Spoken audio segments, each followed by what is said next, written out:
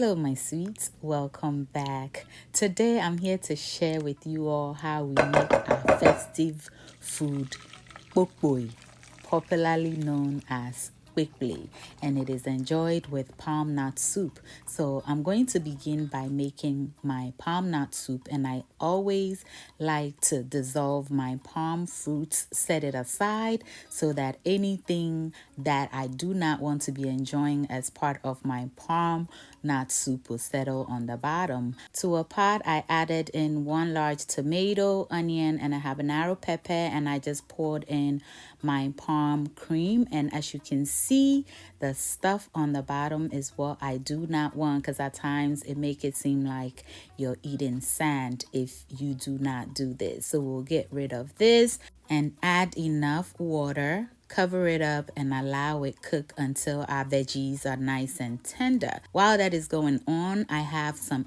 Indian head cornmeal.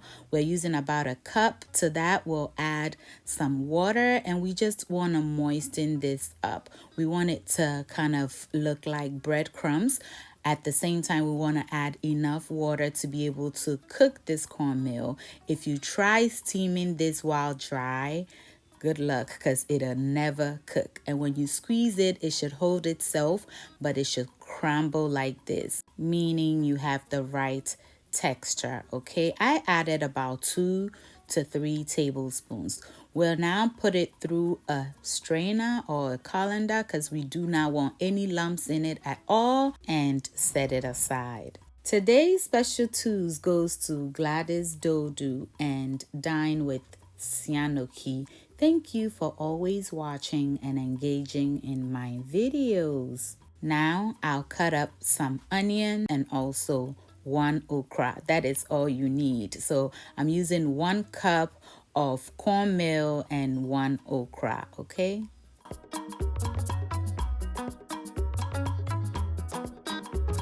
Next, to your earthenware pot, add in your habanero pepper, that is to your taste, and part of our onion. And we're going to grind this until it is nice and smooth.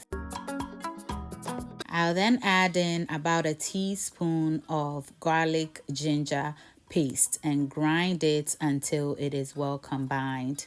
Now let's make our palm oil sauce. To a pot, go ahead and add in your palm oil. To that, we'll add our chopped up onions and also the grinded onion, habanero pepper, ginger, and garlic.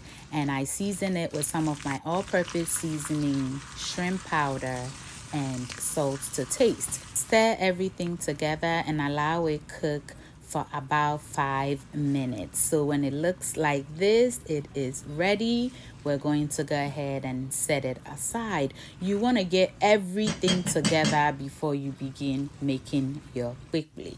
Now to a pot, go ahead and add in about 2 cups of water.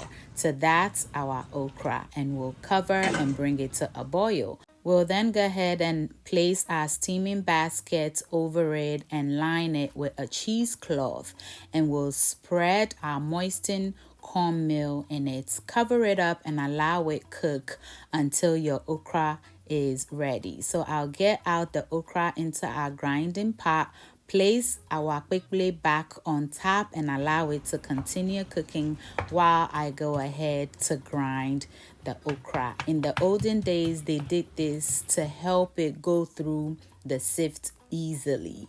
You may omit it if you do not like okra. Back to check on our cornmeal, I tasted and it was raw, so I flip it over to release whatever was on the bottom. Taste, and the bottom part was done, but the top part wasn't. So I gave it another 5 to 8 minutes and we are back. It is ready. So we'll transfer it into our grinding pot together with the okra. To that, we'll add our palm oil sauce and some salt to taste, and we'll grind everything together until it is well mixed. And you do not want to really press this to your grinder, because we're not really trying to grind it. We want to break up the lumps while mixing our sauce and okra and everything together until it is well combined like this. and then scoop some back into our colander to sift it right through so it will be nice, smooth, and beautiful while we get rid of the okra and onions and any other thing that we do not want. And there is our quickly beautifully done. Now back to our soup. Our veggies are nice and tender, so we'll get it out into our blender. To that, I'll add, of course, some ginger paste. Okay, this is to your taste. I'm adding about a tablespoon, and we'll grind everything together until it is nice and smooth. Add it back into our soup. I'll also add in 1 spice blend cube because we want our soup to be nice and flavorful. Here I have gathered all my assorted smoked fish. The tuna is the hardest of it all, so I'll add that at this point, cover it up, bring it to a boil and allow it cook for about 5 minutes, and then I'll add in the rest of our smoked fish. I have not added any seasoning because I want the fish to release its flavor into the soup. Then I'll taste it to see if it needs more seasoning. The soup was too full, so scoop some, set it aside, and be adding it as your soup cooks down. If you do not do this, your soup will boil into the fire, and we do not want that.